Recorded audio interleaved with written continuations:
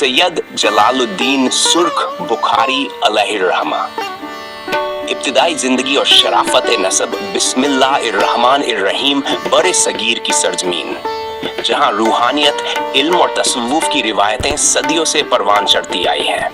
उसी खित्ते में एक ऐसी नूरानी हस्ती ने कदम रखा जिसने अपने किरदार, इल्म, तकवा और मोहब्बत अहले बैत असर से इस इलाके को रोशन कर दिया। वो अजीम शख्सियत है सैयद जलालुद्दीन सुर्ख बुखारी अलैहिर्रहमा, जिनका नाम आज भी अकीदत और मोहब्बत के साथ लिया जाता है।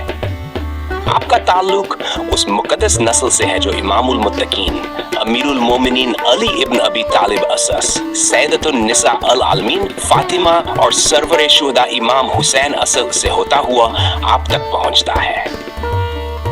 आपका सिलसिला नसब हजरत इमाम अली नकी अस के फर्जंद सैयद अली अल हादी से चलता है, जिनके बेटे सैयद अली अल मक्की आपके वालिद थे।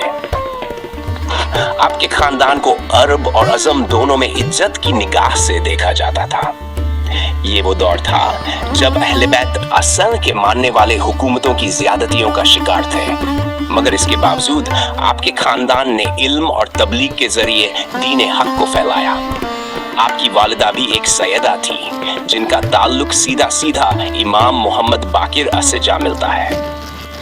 विलादत सैयद जलालुद्दीन सुर्ख बुखारी अलर्स की विलादत के बारे में मुतअद्दिद रिवायतें मिलती हैं। कुछ हवालों के मुताबिक आपकी पैदाइश मक्का मुअज़्ज़मा में हुई, जबकि बेशतर इतिहासदानों का इत्तिफाक है कि आपकी पैदाइश बुखारा मौजूदा उज़्बेकिस्तान के रूहानी शहर में 1199 ईस्वी के करीब हुई। बुखारा उस दौर में इल्म, तसव्वुफ और हिकमत का मरकज था।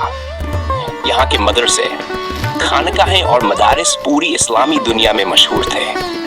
आपकी बचपन की तालीम इसी शहर में शुरू हुई, जहां आपने कुरान की तालीम, इल्म उल फिक्र, इल्म उल हदीस और मंतिक जैसे उलूम में माहिरी हासिल की।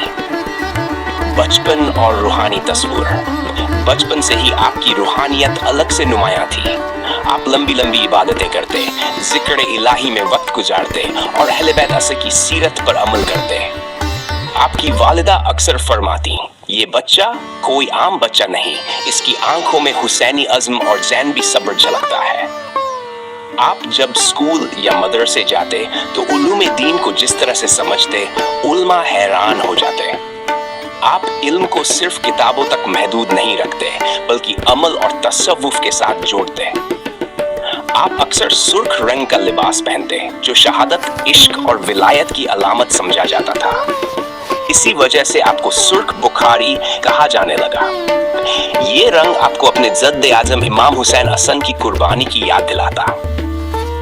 आप कहा करते, ये रंग खूने हुसैन आसर की याद है, जो हक के लिए बहा और जो हर दौर के जालिम के खिलाफ बगावत की अलामत है। ख्वाब और इब्तिदाई मिशन कहा जाता है कि एक रोज आपने एक रूहानी ख्वाब देखा।